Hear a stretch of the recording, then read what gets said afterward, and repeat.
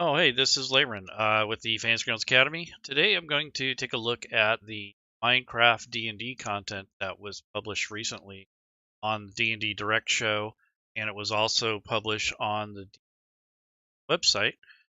So if you have an account there, you have access to this. I think there's a little link where you can claim it. And this is essentially just a place where they've created the content for some DLC. This can be used in a virtual tabletop or tabletop environment. What they've done is they've picked like the 5 most iconic creatures, and they've provided stat blocks for them. So what I'm going to do is actually talk about that a little bit. I'm going to use Fantasy Grounds to actually illustrate it.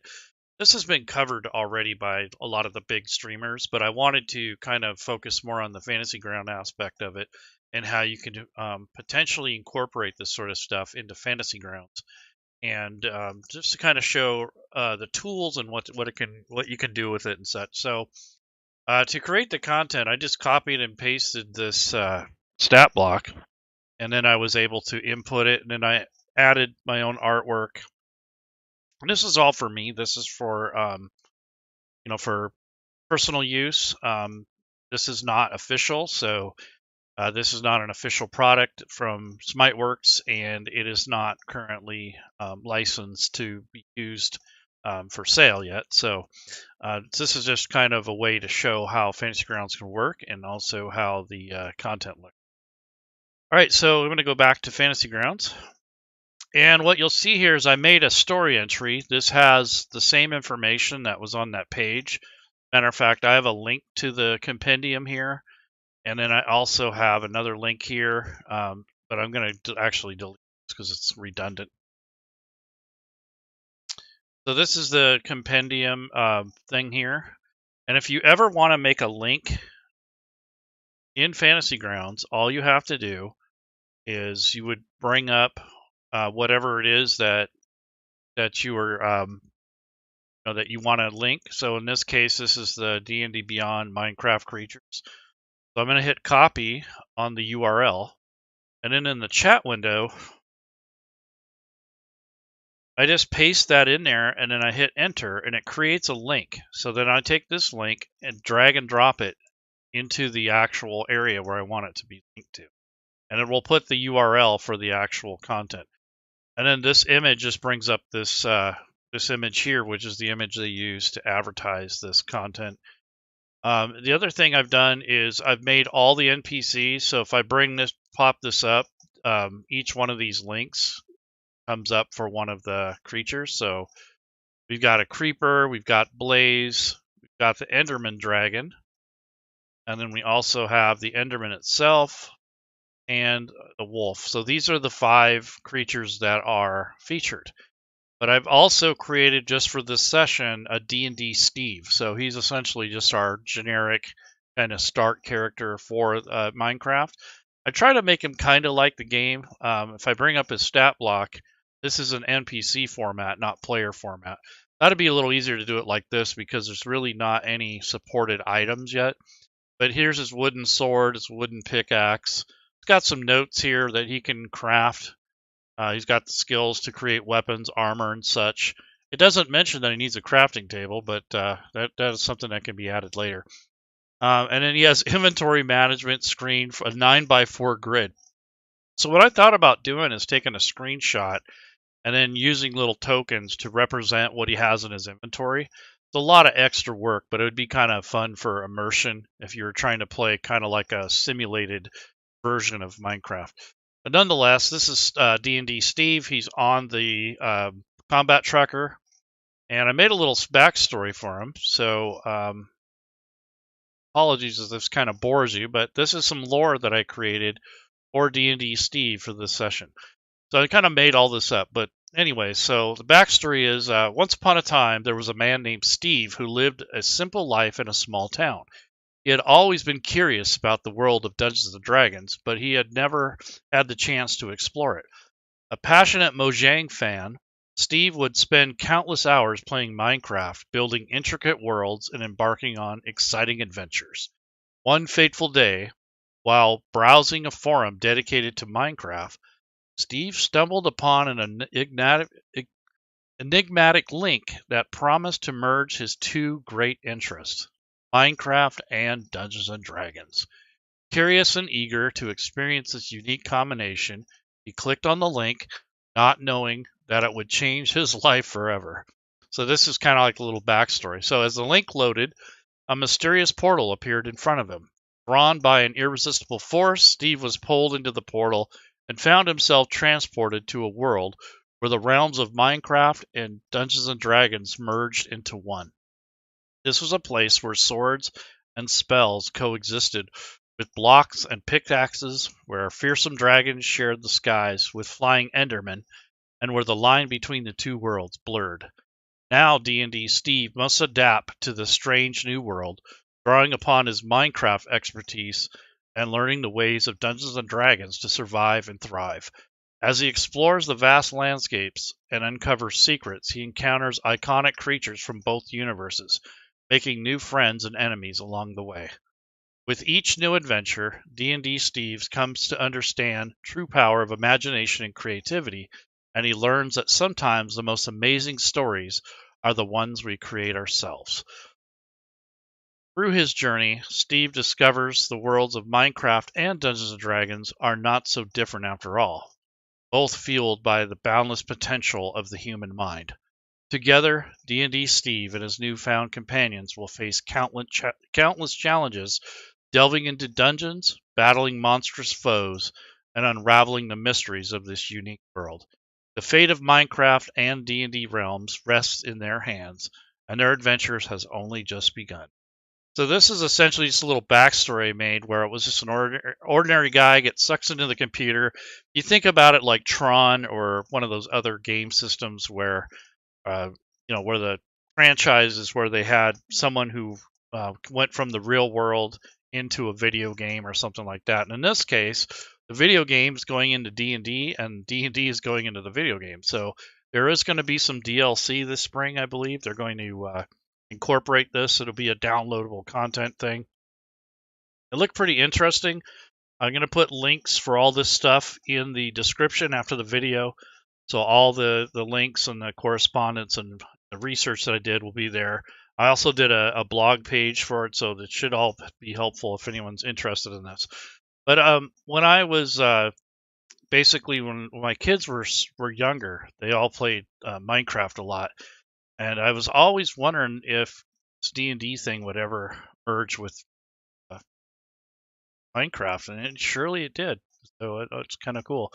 I didn't think it was too far away from each other. I thought the content was close enough, and they definitely recognized that too. So it was kind of a good PR move on their part, and especially in the wake of things, it's kind of a positive thing. But at the same time, they are looking for other avenues for revenue. So you got that too. But try to keep this positive and upbeat. And there's the story of Steve. So you can input all this content into Fantasy Grounds yourself. That's kind of what I've done here.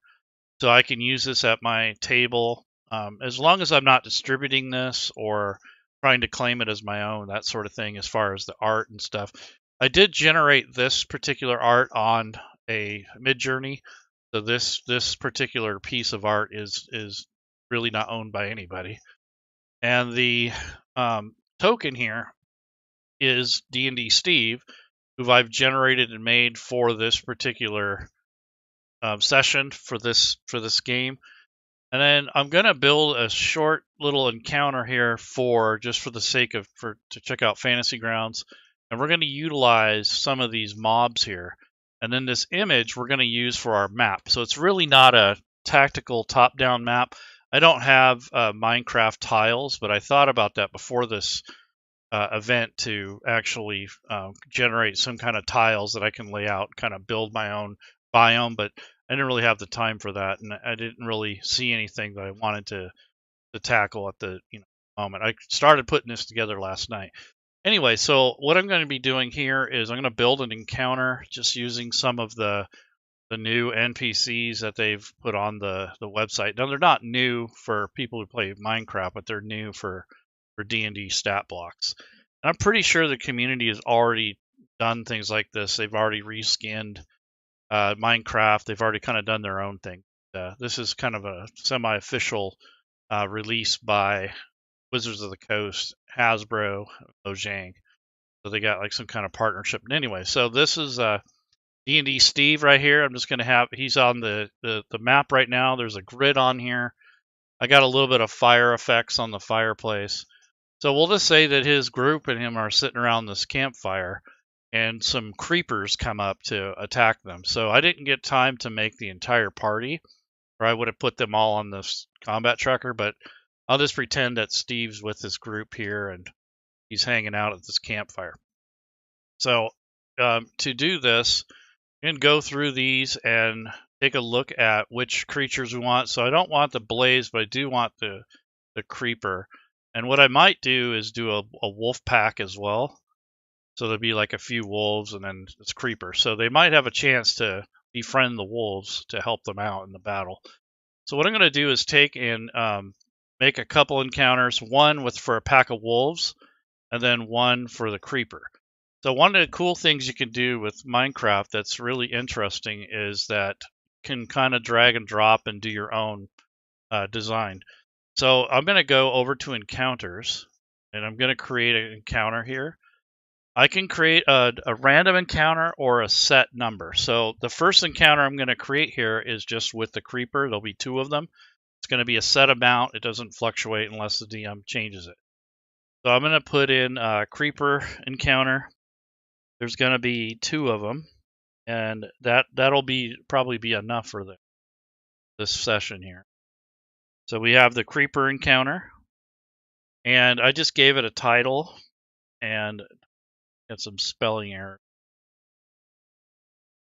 Okay, so here's the creeper encounter, and all I'm going to do is drag this creeper over to the encounter here, and that populates this, and then I'm going to change it to 2. And then I'm going to hit the refresh on the CR and the XP, which calculates that in case you change anything. So that's the creeper encounter. And since this is going to be related to this particular image, I'm just going to drag and drop it right there on the image.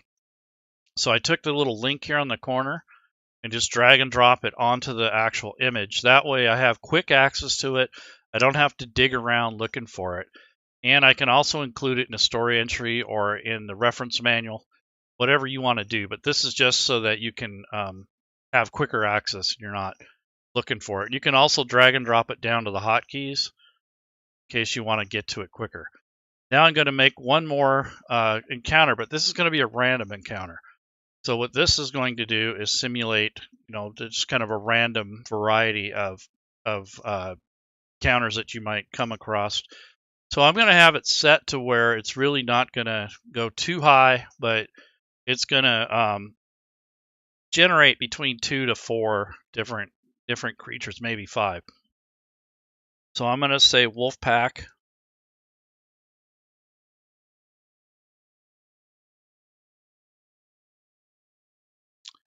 And then here I'm going to drag generate 3 randomly, and then I would hit the down arrow. And that puts the wolves on the combat tracker. They're not visible yet, but they're ready in a sense. And then I can take this little hostile faction helmet, or it might be a shield or a dragon's head, depends on the theme you have. But I can drag and drop this onto the map. But I'm gonna make these guys neutral, so they're not hostile, but they're not friendly. So they're going to be neutral. So I'm changing their faction, and I could have done that ahead of time, but I didn't think of it till now. So here's the group here, and if I wanted to drag them on, I can. So I can kind of just get them up on the map ahead of time. And I'm just going to leave them down here. They're not visible yet, but if I need them, they're ready to go. So that's pretty quick and easy, dirty to just build your encounters, link them together, put them in the hotkeys, do those sorts of things to make your job easier running the game. So now that I have that, now we're going to test out the combat for these creepers. So I'm going to drop that encounter into the combat tracker. So you remember I already placed them ahead of time. So if I pop up that encounter and hit the down arrow, then they will be placed on the combat tracker. They're still not visible because I haven't turned the visibility on. So we already have an initiative set up, so that was auto generated by Fantasy Ground. So D&D Steve gets to react first, and then the rest of the group or the rest of the NPCs. So D&D Steve hears some of the creeper sounds, and if I had the right stuff going on, I'd probably make some Minecraft music in the background. But so he kind of looks around. Friends are staying around the fire pit, and he in the shadows he notices the creepers, and he shouts, "Hey, we got some company!" So he pulls out his wooden sword, and I'm gonna have him delay or to keep his action, just kind of hold it, and if anything attacks him, then he'll get his attack. So he's just gonna hold his turn essentially. So the first creeper over here on this map or on this image, he comes over and kind of brings himself in closer to the party. So to emulate movement as the GM, I'm going to hold down the Alt key, and I'm going to drag the token to about 30 feet because that's his movement, his speed. And this will just emulate a player or token movement. And he is going to get close to Steve. And you all know what happens if you're familiar with this. So let's take a look at his actual NPC. So he has can't take actions except for dash, disengage, and hide, and search. It can't take bonus actions or reactions. So that's favorable. They added this creeper head, so when a creeper drops to 0 hit points from a charged creeper's explosion, see the destruction trait, it dies and its head falls off. A creature's head or fallen head is hollow and can be worn as a mask with eye and mouth openings, which I thought that was pretty funny. They discussed that in the video. And the destruction is when it ends its turn within 10 feet of a humanoid that it can see. Creeper stops moving and emits a loud hiss to be heard by creatures within 30 feet. If the creature or if the creeper drops 0 hit points before the start of its turn, the hissing stops, the creeper dies. Otherwise, at the start of the creeper's next turn, one of the followings happen. So if there are no humanoids within 10 feet, it just stops hissing. But basically, if it gets close enough in a 20-foot sphere, it'll blow up. So we'll just kind of take a look at that. And then there's an electrical charge. So the creature is subjected to lightning damage. It takes no damage and instead becomes charged for a minute. While charged, it emits a dim blue light in a 5-foot radius. So you can actually emulate that with the effects in Fantasy Grounds if you want to go that far and set that up. So in options, you can go to lighting or token lights, and you could build your own lighting for that situation. So it might be like a bluish color, and then you would assign it a tag, and then you set up, where it's bright, where it's dim, the fall off, that sort of thing. So it's just a matter of your taste and such. And then you can actually apply that to a chart. You can say charge creeper, and then that gives you a chance to, put it on. And then we'll put it on a flicker. And then there's some fall off here at 20 feet. And then the speed of the flicker is probably going to be like 10, something like that. And then duration could be probably like, I don't know, say 10 rounds or something. Okay, so that's essentially the creeper mode. And so when you do that, when you actually go into the effects, you can actually see that you have charged creeper here. And what you do is just take this and drag and drop it on the creeper. We won't see the effect because it's not set up all the way. Plus, I don't have lighting enabled on here. So let's see if it does show up. Not exactly. So I have to claim the token. Yeah, so it may have dark vision, so that's probably why I don't see it very. But you can set that up. So basically, D&D. Oh, here it is. There's the radius. Yep. So he has the light effect, kind of this blue light. I can't see it when I take possession of him, but I can kind of see it from here. So this is the creeper's view. essentially. So when I go down here to engage with Steve, I'm going to have him do a dexterity save. He'll take half damage. So I'll go ahead and drag and drop that onto Steve. He succeeded. So this damage here isn't going to be as lethal. See what happens. Steve might die. So I just drag and drop it either on the token or the combat tracker. So he took heavy damage, but he only took half. So that's 8 of 14. So he's in bad shape. But he did hold his attack. So I will give him that before I move the turn to the next combatant. So he takes his sword and he swings it at the creeper while it attacks him. And we'll see what happens here. So that was a miss. So he's probably shaken up by the creeper's presence. He's probably scared. Or not really scared, but kind of shocked and surprised. So that's probably why you missed. And then the next creeper is going to come in. And I'm just going to say that since he's having such a bad time, I'm just going to say that this creeper is bothering some of the other players or wandering around trying to attract attention. And then if I come down here to the wolves, they're not visible yet, but if I want to make them visible, I can turn them on with this little eyeball in the combat tracker. And now they're visible, so they're just slowly kind of wandering over, checking out all the noise. This is something that you might do during a combat if you inclined to do so. But essentially, that's what they'll do. And I need to turn off the lighting because what it's doing is it's killing it turned off the ambient lighting and line of sight. I don't have that set up. This is a simple setup. You don't really have to have all the fancy lighting and such unless you want. All right, so now that creeper has gone, now it's D&D Steve's turn. Honestly, I think he should disengage, but for the sake of the show, I kind of want to keep going with it. So normally I'd have him retreat, but in this case, I'm going to drag and drop the wooden sword onto this creeper and see if the attack actually hits. Nope. So Steve is having a really rough time. So he's not doing so hot. So the creeper, this one would already be gone technically after it blows up. So I can remove it from here or whatever you want to do as a GM.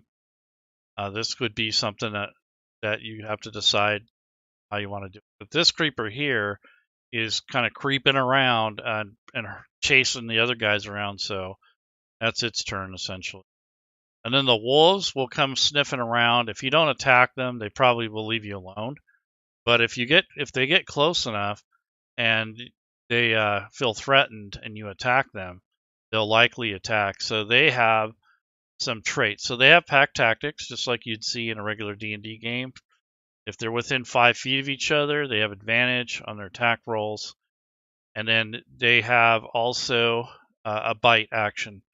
So we'll just pretend that they're agitated and they're maybe they got hurt by the creeper, but nonetheless they're going to attack D&D Steve. So I'm going to take this bite action at advantage. So I'm going to click advantage, ADV down here at the bottom, and then I'm going to drag and drop the attack roll onto Steve. And it looks like he was able to make a hit with all his bonuses, got past Steve's leather armor. And now I'm just going to drag and drop the damage onto Steve.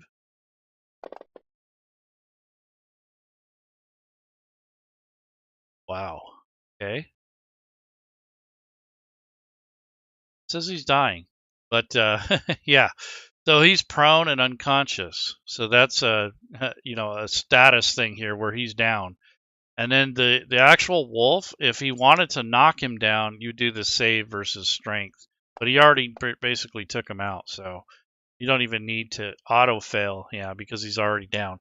So essentially, Steve is now out for the count, and he has a lot of different issues going on with him in regards to his health. So a lot of the wolves are attacking, and they're kind of mauling him and such. So he's pretty much out.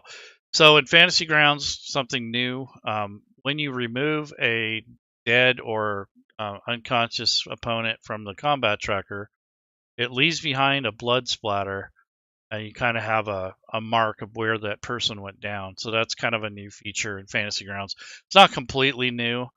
There's been some forms of where people have made extensions that do similar things, and then there's also something in the I want to say in Savage World. It's kind of like. But anyways, so that's essentially the content. You're getting 5 different NPCs. There's a handy little table. Here's all the legal stuff.